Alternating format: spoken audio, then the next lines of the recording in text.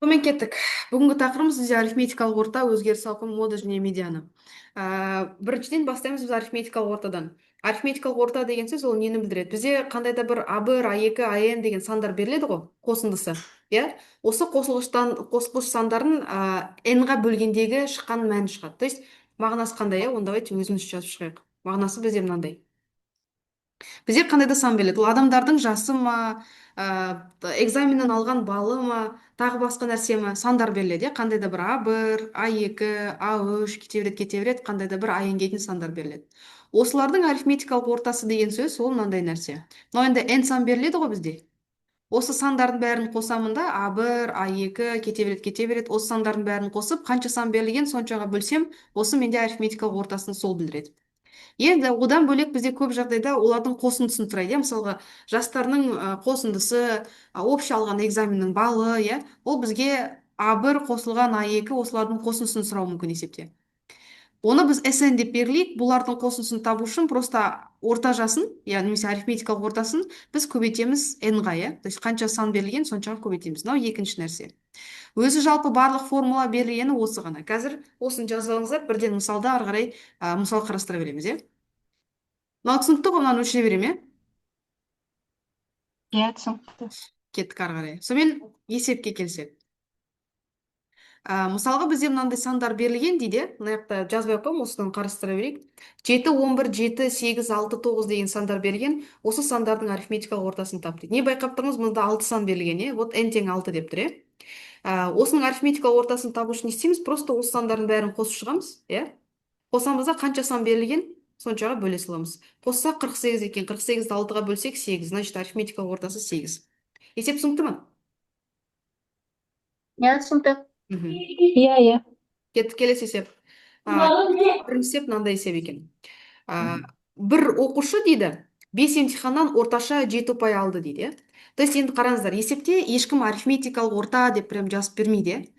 Орташа жасы, орташа бойы, орташа балы, орташа деген сөзді естісек, бірден арифметикалық ортаны білдіреді деген сөз, иә. Мұнда 5 емтиханнан орташа 7 ұпай алды. Значит, арифметикалық ортасы бірден жазып аламыз, ол бізге 7-ге тең.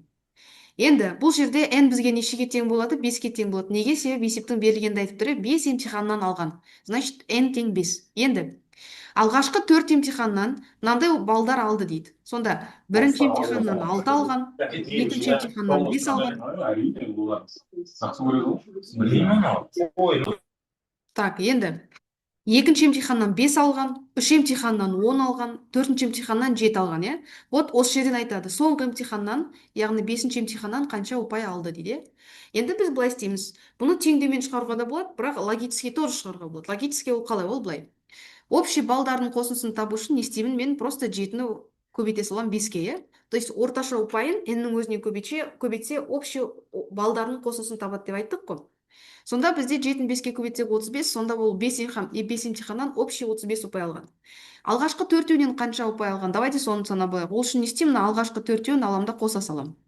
Бұларды қосып шықса қанша болады? 6-ны қосамыз 5-ке, қосамыз 10-ға, қосамыз 7-ге. Бізде шығады 28. 28 шығады, иә. Енді просто общий ұпайдан алғашқы төртеуінен алған ұпайын азайтса, как раз таки соңғы 5-ші емтиханнан алған ұпай шығады, иә. Значит, ол 7 ұпай. Сонда жауабы 7 ұпай екен. Түсінікті ме? Ал бағанағы теңдеу деген ол мынандай. Арифметикалық ортаның формасы біз мынандай дедік, иә. Бағанағы А1 қосылған А2 бір нәрсе бөлінген n. Арифметикалық ортасы бізге 7-ге тең, иә. Тең болады. Бірінші емтиханның ұпайы 6, екіншісінікі 5, үшіншісінікі 10, төртіншісінікі 7, бесіншісінікі x деп ала салайық, иә. Осының бәрін бөлеміз 5-ке. n тең 5 қой себебі. Енді осы жерден осы теңдеуді шығарсақ, бізде x тең 7 деп тоже шығарып береді да. Мынау вот былай шығаруға да болады, былай да шығаруға болады. Мына бірінші жолы, екінші жолы деп жазып қояйық. Мынау түсінікті ме? Иә, иә. Все, жақсы. Онда өшіре түсінікті. беремін, иә? Ал өшірдім. Так, келесі сеп сіздерге. Мынаны енді мынау бірінші сеп бағана шығару, иә. Екінші сеп сіздерге өздеріңіз шығарып көріңіздер. Бұған беремін, так, 3 минуттай берем. 14 па? 17-ге дейін. Ал шығарып көріңіздер.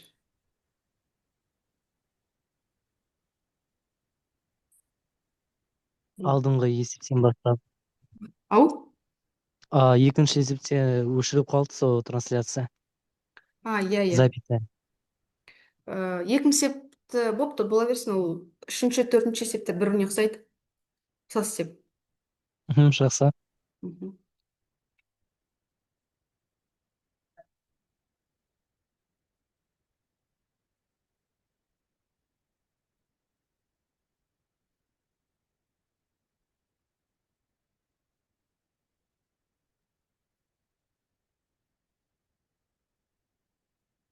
Так, уақыт болып та есеп шықты ма? Иә, менде шықты. Мхм. Жауабын айтайын ба? Аха, қанша шықты? 24/5 шықты менде. 24 қалғандарымызда? Менде де тоже 24/5. Ал давайте тексерейік, иә. Футбол командасында 11 ойыншының жастарының арифметикалық ортасы 23 жас дейді, иә. Бірден не дейміз? Арифметикалық ортасы 23 деп жазып аламыз. Ойын уақытында 3 ойыншы, так, 11 ойыншының ішінде бірден жазып алайық. N тең 11. 11 ойыншының орташа жасы 23. 3 ойыншы ойыннан шығып қалады, жарақат алып. Ойыннан шығып қалды дейді. Осы шыққан ойыншылардың жастарының арифметикалық ортасы 19. Сонда арифметикалық ортасы 19 болғанда, бұл бағанағы шығып қалған 3 адамның жасы, значит, n тең 3 деп аламыз. Қалған ойыншылардың жастарының арифметикалық ортасын табу керек. Табу керек қалған ойыншылардың. Енді қараймыз. Болды 11 ойыншы, одан 3 шығып қалды. Сонда бізде 8 ойыншы қалады, иә. Осы 8 ойыншының арифметикалық ортасын тап дейді. Біріншіден, давайте осы 8 ойыншының жастарының қосындысын тауып алайық. Ол үшін не істейміз? 11 адамның жастарының қосындысынан, иә, бағанағы 3 адамның жастарының қосындысын азайтып аламыз. 23-ті бірінші 11-ге көбейтсек, 253. 253. 19 3-ге көбейтсек, 57. 57. Енді осы 253-тен азайтамыз 57-ні. Бізде 196 шыға ма? Иә. Иә. Иә. Енді осы 196, ол получается бағанағы 8 адамның общий жастарының қосындысы, иә. Олардың арифметикалық ортасын табу үшін осы 196-ны бағанағы 8 адамға бөліп жіберемін. Сонда біздер қанша шығады?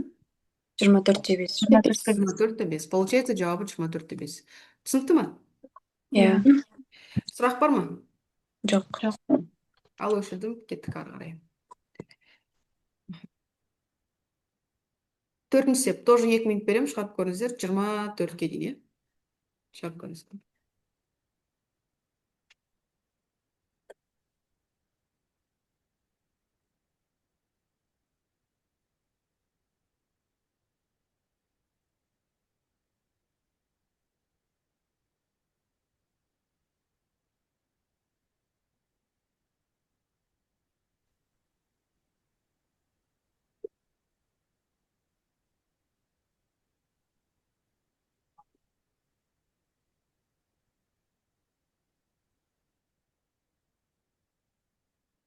Есеп шықты.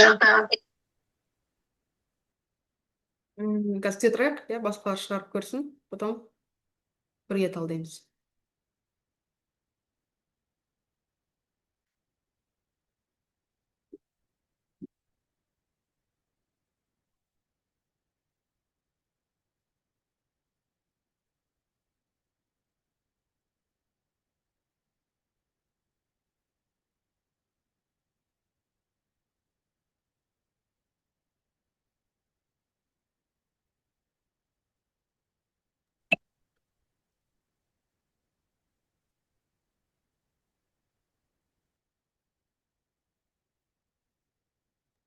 Менде 36 шықты.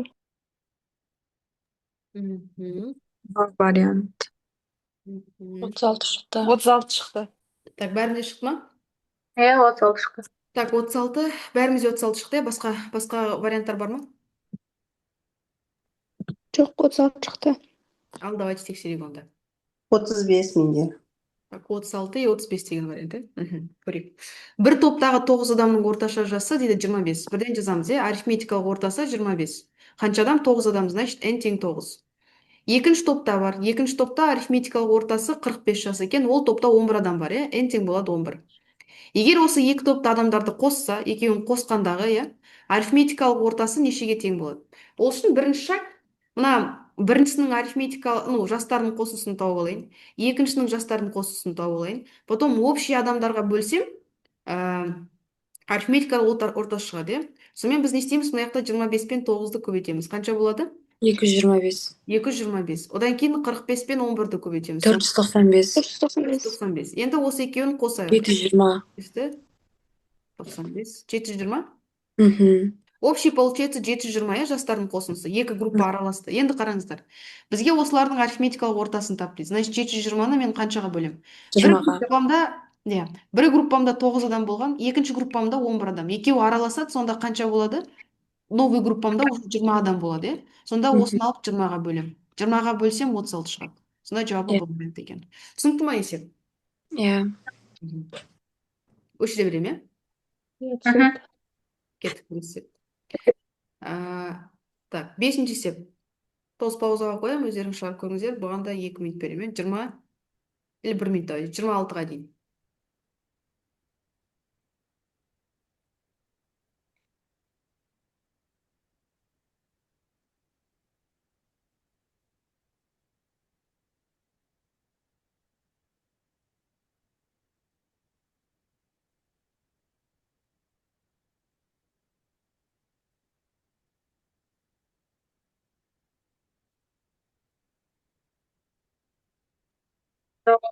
Төрт болды менде. Мгм. 3-9 болды менде. Мгм. Де 9. Менде 9 шықты. С жауап. 3-9. Мгм. Так, қалғандарыңызда шығып жатыр ма? Тағы Менде де 3-9 шықты. 3-9. Бәрімізде 3-9 шықты ма? Иә. Ал, давайте тексерейік, иә, онда. Үш санның арифметикалық ортасы 3-2 дейді. Сонда арифметикалық ортасы тең 3-2. Үш сандікі, значит, n тең болады 3-ке. Осы сандардың алғашқы екеуінің арифметикалық ортасы, яғни арифметикалық ортасы 2-85. Алғашқы екеуінің дейді, значит, n тең болғанда 2. Осы жердегі үшінші санды тап дейді. Сонда бұл не істеген? Какой-то үш сан болған. Үшеуінің арифметикалық ортасы мынандай екен, алғашқы екеуінің арифметикалық ортасы мынандай екен, мына үшінші санды тап деп тұр ғой, иә? Ол үшін просто біріншісінің сандарын қосындысын табамыз, ол үшін 3-2-ні көбейтеміз 3-ке, иә? Сонда бізде 9-да 6 шығады. Екіншісінікін сандарын қосындысын табамыз, ол үшін 2-85-ті көбейтеміз 2-ге. Сонда бізде 5-7. 5-7 шығады. Болды, енді 9-да 6-дан 5-7-ні азайта саламыз, иә? 3-9. Сонда 3-9. Получается, үшінші сан 3-9-ға тең екен. Түсінікті ма? Мгм. Мгм. Иә, түсінікті. Онда өшіремін. Кеттік келесі сеп. Так. Енді 6-шы сеп. 6-шы септі өздеріңіз шығарып көріңіздер. Бұған беремін 2 минут берем. Бұл кішкене логикамен шығарылатын есеп, иә? 29-ға дейін уақыт берем, шығарып көріңіздер. Мгм.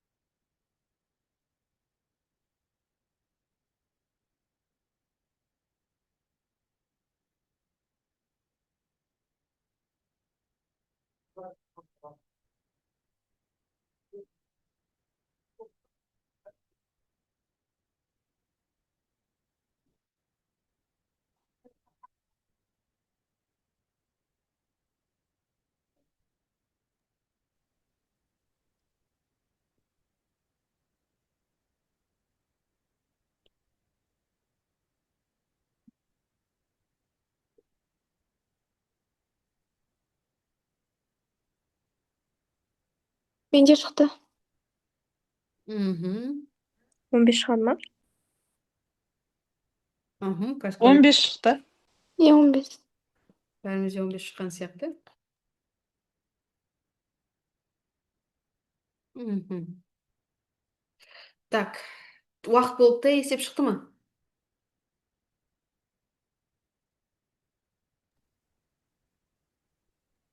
Иә, 15 шығады екен. 15 шыға ма екен? Бәріміз 15 шыға ма екен? Иә. Ал, давайте тексерейік.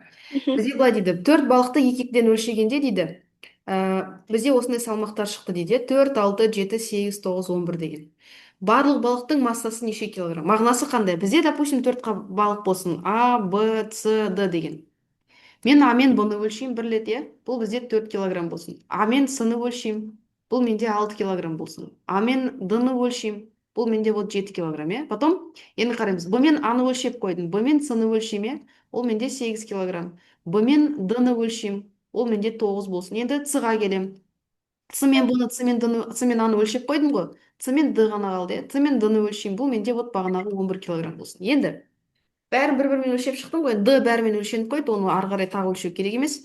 Бізге айтады, мына төртеуінің дейді, яғни А, Б, С, Д, төртеуін общий өлшегендегі салмағы қанша? Ол кезде біз былай істейміз. Мен мына А балықты енді қараймыз. А мен Б-ны өлшейм, А мен С-ны өлшейм, А мен Д-ны өлшейм. А-ның өзін неше рет өлшейм? 3 рет өлшейм, иә. Б-ны қарайық. А мен Б-ны өлшейм, Б, С, Б-ды, Б-ның өзін 3 рет өлшейм. С-ның өзін тоже 3 рет өлшейм, Д-ның өзін тоже 3 рет өлшейм. Ендеше мағынасы не деген сөз? Мен мынаны қазір мына 4, 6, 7, 8, 9, 11 деген бәрін бүйтіп қоса салсам, иә, менде шығады 45, бәрін қосып шықса, иә. Енді осы 45-ті мен аламын да просто 3-ке бөле саламын. Сол кезде 15 шығады. Сол жауап 15 болады. Енді неге 3-ке бөлеміз, иә?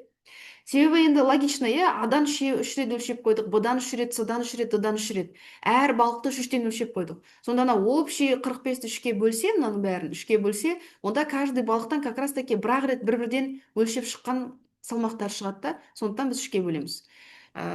Логикасы осындай. Енді егер бізде 5 балық болса, онда біз оны 4-ке бөлеміз, иә. 6 балық болса, 5-ке бөлеміз. 4 балық болса, 3-ке бөлеміз. Себебі бір балық өз-өзімен өлшенбейді ғой, ол басқа балықтармен өлшенеді, иә. Сондықтан 5 балық болса, ол өзімен өлшенбейді, қалған 4-еумен өлшенеді. Значит, бір балықтың өзі 4 рет өлшеніп кетеді. Общийді 4-ке бөлеміз. Сөйтіп кете береді. Логика осындай. Есеп түсінікті ма? Мгм. Так, Түсінікті, бірақ басқа жолмен шығардық қой деймін, иә. Бұл бір варианты, екінші варианты бар, ол мынандай. Теңдеумен шығарсақ болады. А қосылған Б бізде 4 болсын, А қосылған С 6 болсын, А қосылған Д 7 болсын. А мен үшеуін өлшеп шықсын, иә? Бұны қарайық. Б мен Аны өлшеп қойдым, Б қосылған С 8, Б қосылған Д бізде 9, потом С қосылған Д ғана қалады, ол бізде 11. Бәрін қосса бізде А балығы нешенде? 3 рет болды, иә? 3А.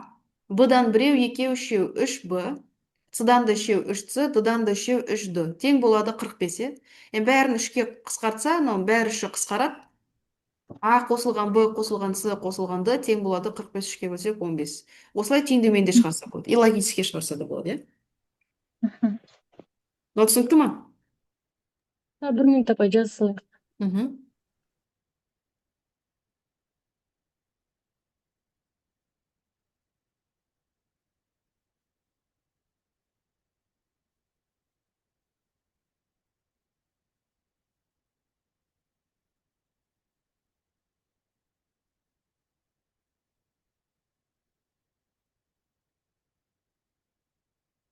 Жазып алдық па? Иә. Мгм. Кеттік ары қарай. Так, сонымен болды, арифметикалық ортаны бітірдік. Келесі тақырыбымыз бізде өзгеріс ауқымы. Өзгеріс ауқымы бізде мынандай. Берілген сандар тізбегіндегі арасынан ең үлкен саннан ең кішісін азайтамыз. Болды формуласы осындай. Ең үлкеннен азайтамыз ең кішісі. Яғни, мысалға мынандай. Бізде ауа райы берілсін дейді. Дүйсенбі, сейсенбі, сәрсенбі күндері мынандай ауа райы дейді. 22, 21 и так далее, и так далее. Осының өзгеріс ауқымын тап десе, просто ең үлкенін табамыз, мынау 26 ең үлкені, иә? 17 ең кішісі. Үлкеннен кішісін азайтамыз, 9, значит, өзгеріс ауқымы 9 болды. Есеп шықты. Түсінікті ме мынау?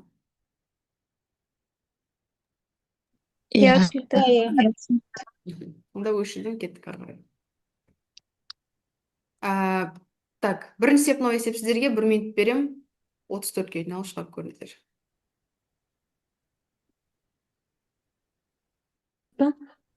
Жиырма төртте. 24. 24 шығып қойды, иә? Мгм. Мгм. Так, дұрыс, получается, ең үлкені бізде 26, иә? Ең кішісі бізде 2. Азайтамыз 2-нің 24. Есеп шықты. Түсінікті ғой? Иә. Ал өшірдім. Кеттік келесі есеп. Екінші есеп шығарып көріңіздер, тоже 1 минут берем. 35-ке дейін.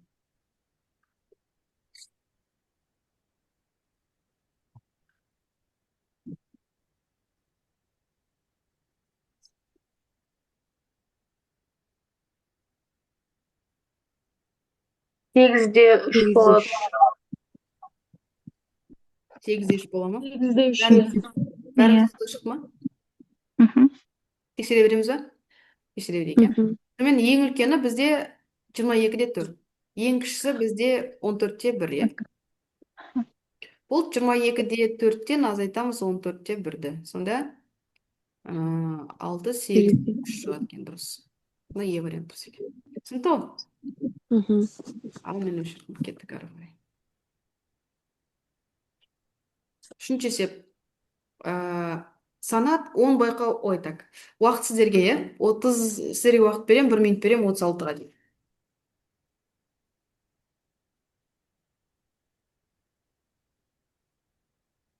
Он төрт. 14 болды.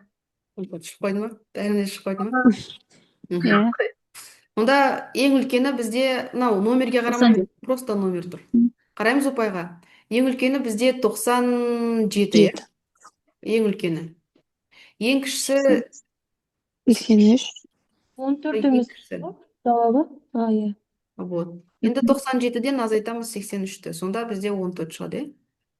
Мгм. Жауап дұрыс екен, жақсы. Кеттік ары қарай. Енді санның модасы. Санның модасы деген сөз мынандай нәрсе. Санның модасында енді қараңыздар, санның модасы деген ең жиі кездесетін сан. Мысалы бізде мынандай сан берілсін. 1, 3, 3, 1, 0, 1, 3, 3 деген, иә? Мысалы осындай сан берілсін. Енді қарайық. 1 неше рет кездеседі, мұнда 3 рет кездеседі, иә? 3 неше рет кездеседі, 4 рет кездеседі. 0 бізде неше рет кездеседі, 1 рет кездеседі. Ең жиі кездесіп тұрған қайсы? Бізде Үш.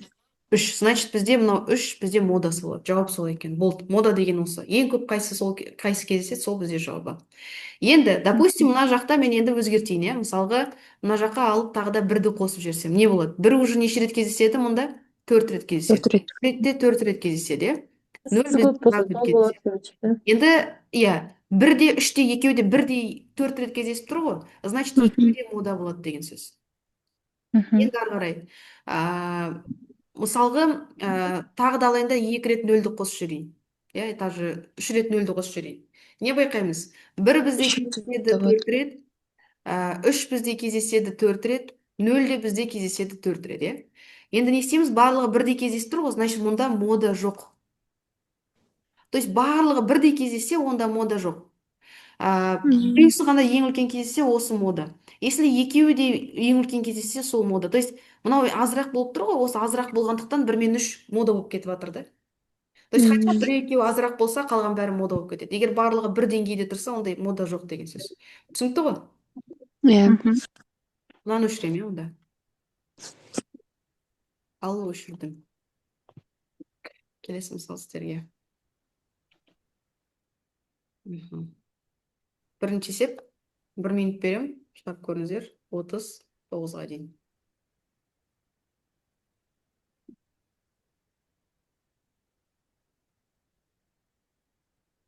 Он 12 Бесте модасы. екі. 5-те 2 ғой. 5 қой. Бесте екі мода. Мына жақтан мұқият қараймыз, мынау 5,4 деген сан, иә, мынау бір бөлек сан, мынау бір бөлек сан, мынау бір бөлек сан, бөлек сандар, иә? Вот, бөлек сандар. Ну вот, значит, қараңыз, 5-те 4 бір-ақ рет, 5-те 7 бір-ақ рет, 5-те 3 қалған бәрі бір-ақ рет, 5-те 2 ғана 2 рет кездесіп тұр, иә? Значит, осы модасы болады деген сөз. Түсінікті ғой? Иә. Иә. Так, ары қарай кеттік. Енді санның медианасы деген. Санның медианасында бізде бірінші шаг, вот, иә, всегда өсу ретімен жазып аламыз. Обязательно өсу ретімен жазып аламыз. Екінші шаг бізде мынандай. Так, сонымен. Медиананы тапқан кезінде бірінші шаг өсу реті міндетті түрде. Онымен жазбасақ дұрыс емес шығады, иә? Екіншіден ол бөлінеді. Егер бізде сандарымыз тақ болса, және жұп болуы мүмкін, берілген сандар. Егер де ол тақ болса, онда сандар тұрады ғой. Соның дәл ортасында бір-ақ сан тұрады да. Осы сан тұрған сан. Ол бізде получается медианасы осы болады. Осы бізде медиана болады. Егер жұп болса, дәл ортасында не тұрады? Екі сан тұрады ғой бір. Дәл ортасында екеуі тұрады. Осы екеуін алып қосып, екіге бөле саламыз. Шыққан мәндерді қосып, екіге бөлсек, сол бізде медианамыз болады екен. Логика осындай. Түсінікті ғой? Өшіре саламын. Так, өшірдім. Енді мысал көрсетеміз. Она показывает, потом говорит, Мысалға что мынандай болсын. попробуйте. Да. Я Мысалға мынандай болсын. Аулада жастар мынандай балалар ойнап жүр дейді. Вот жастар мынандай екен. Бірінші шаг не істедік? Өз суретімен жазып алдық. 5, 9, 11, 13, 15, 17, 22. Қанша сан тұр мұнда? 7 сан бар, е? Жеті. 7 сан бар, значит, сандар саны тақ болса, дәл ортасындағын таңдаймыз. Өз көріп тұрмыз, дәл ортасында не тұр? 13 тұр, е? Значит, медианасы 13 болады. Бұл есеп шықты. Түсінікті ғой? Иә. Аха, ары қарай кеттік. Екінші жағдай, мысалға аулада осы балалар ойнап жүр дейді, бірақ мына жақта тағы бір жас қосамыз, мысалы мынандай. Бірінші шаг тоже өз суретімен жазып аламыз, мынаны 5, 9 и так далее. Мына жақта общий 8 сан бар, жұп сан бар. Жұп сан болса, дәл ортасында не тұрады? Дәл Екеу ортасында тұрады. 2 сан тұр, мына 13 пен 15 тұр. Болды екеуін қосып 2-ге бөлеміз. Қоссақ 28 бөлеміз 2, 14. Сонда медианасы 14-ке тең екен. Есеп шықты. Түсінікті ме? Иә. Иә. Ал өшірдім. Келесі есеп. Так, мына есеп сіздерге өздері шығарып көріңіздер. Беремін 1 минутке 42-ке дейін. Мұқият болыңыздар, мыналар бөлек сандар, е?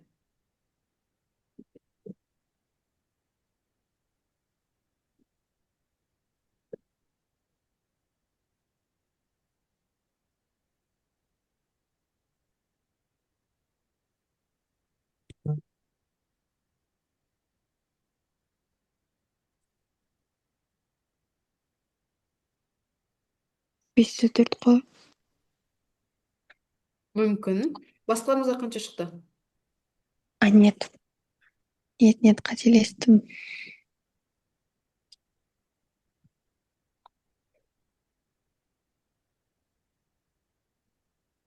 Бесте төрт емес па?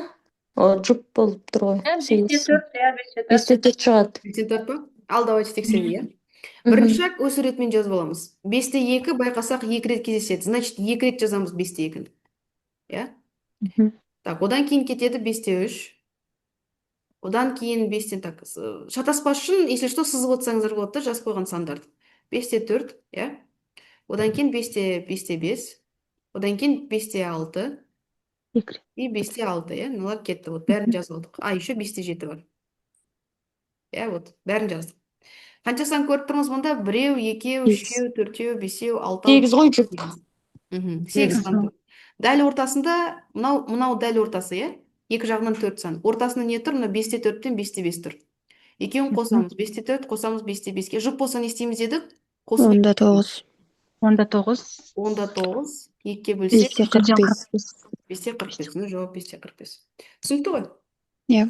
Сұрақ бар ма? Жоқ. Сұрақ жоқ, е? Ал өшірдім. Ары қарай кеттік. Вот мына аяқтағанда, дәл ортасында мына екеуі тұр, қосып 2-ге бөлдік. Сонымен екінші есеп. Бұнда пауза қойып өздеріңіз шығарып көріңіздер. 1 минут беремін 44-ке дейін. 80. Иә, 80 болады. Бәрімізде 80 шықты ма? Иә. 80. Ал, давайте онда тексеріп көрейік. Сонымен 95 мынандай сандар берілген, медианасын тап. Бірінші шаг өз суретімен жазып аламыз, 45, 60, 80, 95, 100 болады, Дәл ортасында өз 5 ақсан ғой? Тақсан, Дәл ортасында 80 тұр. Медианасы 80 екен. Түсінікті, Иә. Так, енді қазір мен в принципе есептерді бітірдік. Үй жұмыстарының есептерін бастай береміз, онда. Қазір мен ссылканы жіберем. Сол бойынша шығара береміз, Так. Тек осы тақырыпқа байланысты ма үй жұмысы? Осы тақырыптарға байланысты.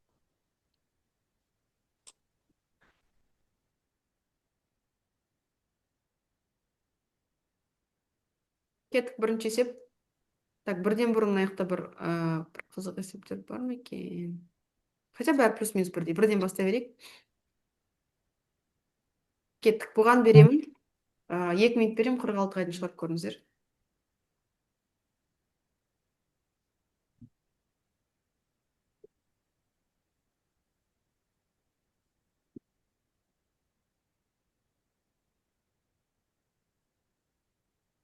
Сегіз ба жауабы? Мүмкін. Ал Сегіз тексер. бар. Бәрімізде 8 шыға ма екен? Иә, 8 шығып тұр. Ал давайте тексерейік, мен.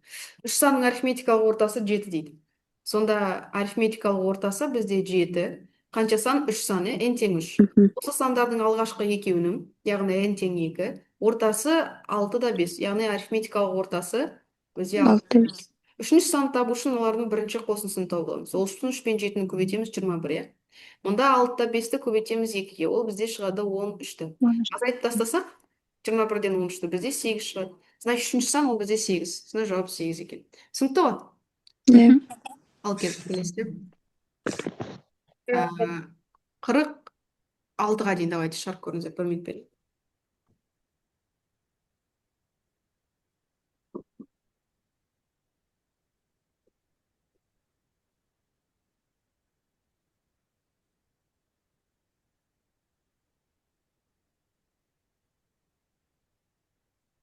Отыз сегізде 8. 38-де 8. 38-де 8. Бәрімізде солай шықты ма? Иә, иә. Иә. Ал давайте көрейік. Әсемге 8 пәннен жылдық бағалар қойылды. Оның орташа ұпайы осындай болды. Сонда n тең 8, арифметикалық ортасы бізде 4-те 85. Ол барлық пәннен жалпы қанша ұпай жинап? Барлық пәнді табу үшін просто көбейте саламыз, иә? Көбейтсе? Иә. 38-де 8 шықты. 38-де 8 ба? Ну, значит, 38-де 8. Түсінікті ғой? Иә. Кеттік ары қарай. Ал өздеріңіз шығарып көріңіздер, тоже 1 минут 47-ге дейін.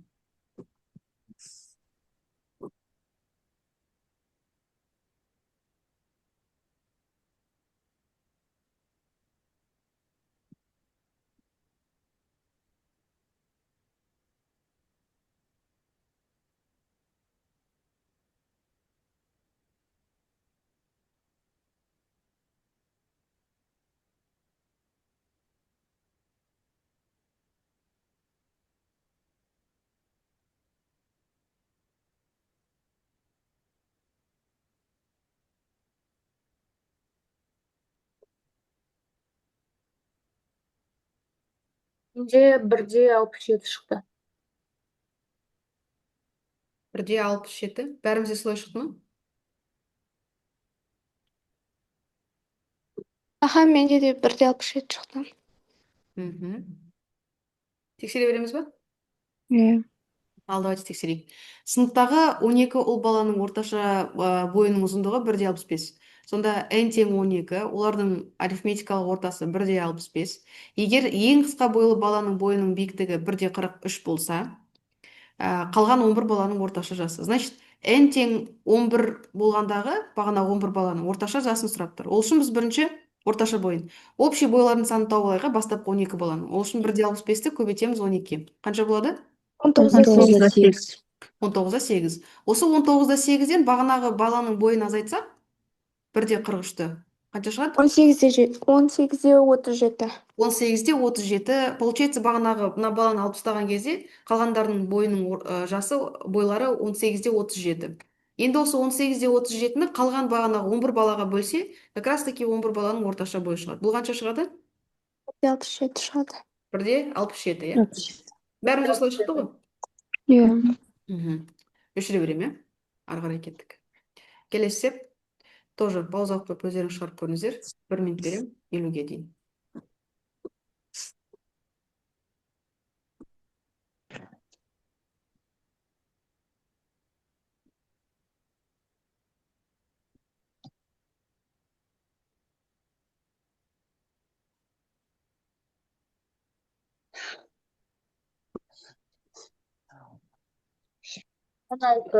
Жауап 16.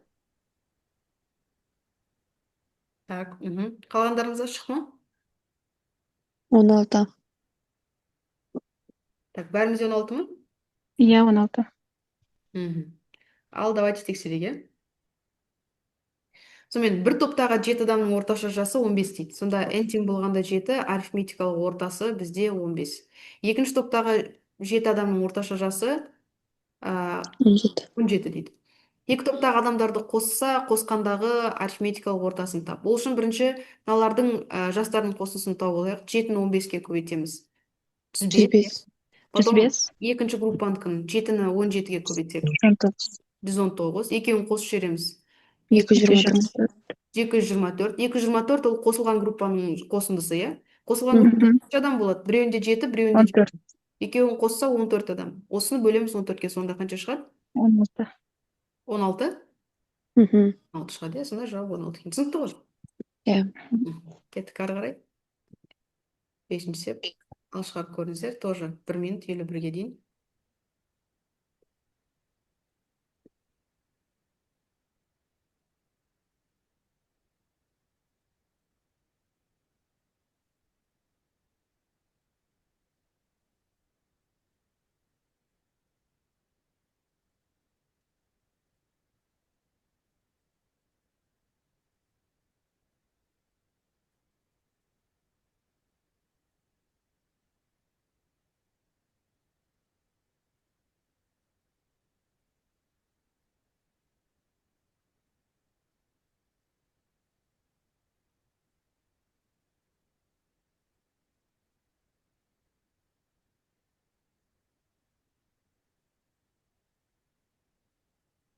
Иә, жауабы 10 шықты.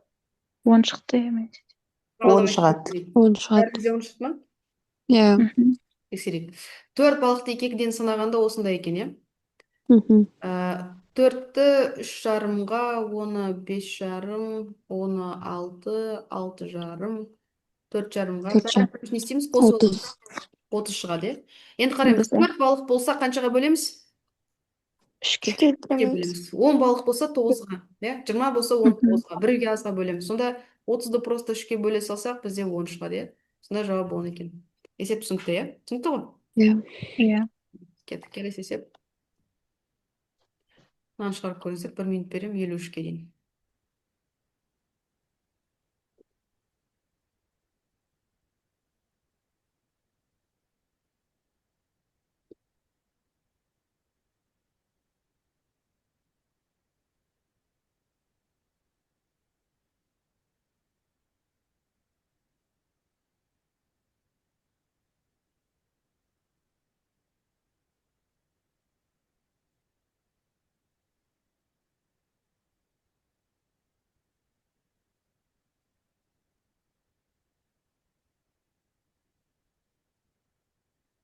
Жиырма екі.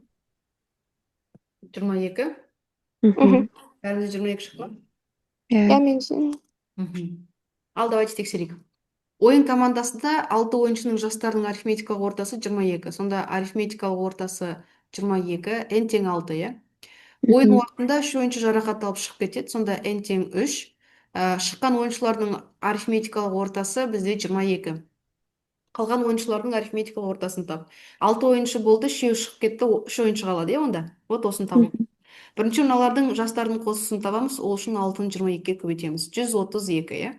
Енді мыналардікін табамыз, 22-ні көбейтеміз. 66. Азайтамыз, 66 шығады. Бұл қалған 3 адамның қосындысы, жастарының. Осыны қалған 3 адамға бөлсек, қайтадан 22 шығады, значит, қалған адамдардың арифметикалық ортасы 22. Есеп шықты. Түсінікті ғой? Иә. Кеттік ары қарай. Келесі есеп. Так, мынау оңай. Ал мынаны шығарып көріңіздер. 1 минут берем, 55-ке дейін.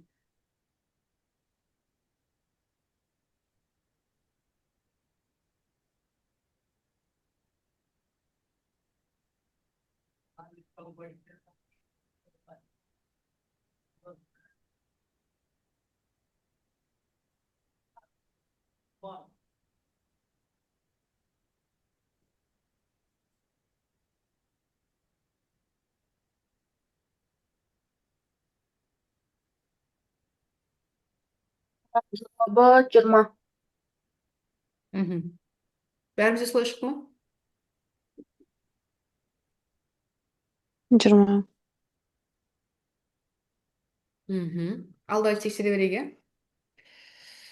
Так, футбол алаңында бір команданың ойыншыларының орташа жасы 19.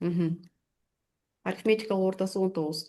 Бір ойыншы ойыннан шеттеткеннен кейін қалған 10 ойыншының, то есть мынау бастапқыда 11 болған ғой онда. 10 ойыншы қалады, осы қалған 10 ойыншының орташа жасы 18-де 9. Шығып қалған адамның жасын тап. Бірінші ол үшін мыналардың қосындысын тауып аламыз. Ол үшін 19-ды 11-ге көбейтеміз, иә? 209 болады, иә? 9. Мұнда 18-де 9-ды көбейтеміз 10-ға 189, иә? Азайтып тастаймыз, сол кезде 20. Бұл значит шығып қалған адамның жасы 20-да есеп шықты. Түсінікті ғой? Иә. Мхм. Ары қарай кеттік. Так, бұл оңай. Вес ауқымы тоже. Бір кішкене пресеп медиана шығарайық, иә, тағы.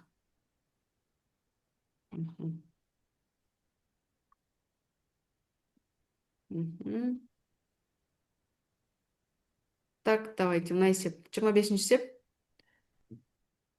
1 минут берем, шығарып көріңіздер, 56-ға дейін.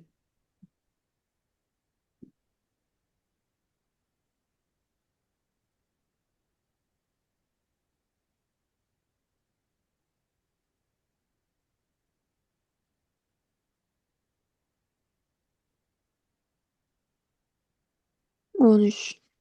19. 13 шығады. Дұрысыңыз. 13. 13 болады. 13. Тексерейік. Бірінші шаг не істейміз? Өз суретімен жазып аламыз, иә, ұмытпаймыз. 3, 90. 7, 11, 10, 19 и 21 екі рет кездеседі, иә? Қанша сан тұрғанда? 3, 6, 7. 7. Жағын аламыз.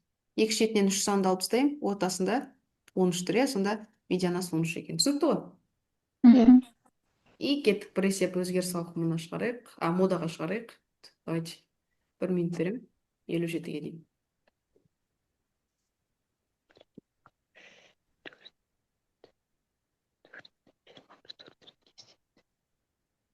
Жиырма бір бола ма? 21 бола ма екен? 21 қайталанып тұр көп. 4 Алып рет. көрейік. 21 бізде 1, 2, 3, 4. 4 рет қайталанады, иә? 20-нікі 1 болды, иә? 37-нікі. Ол да бір-ақ рет. 26-ны. Ол да бір-ақ рет. 31-де 1 рет, 39. Қалған бір бірден екен, иә? Получается, 21 ғана 4 рет, значит, модасы 21 екен. Түсінікті ғой? Иә. Все, жақсы, онда бүгінге сабақ бітті. Шыға берсеңіздер болады, иә? Сау болыңыздар. Рахмет, сау болыңыз.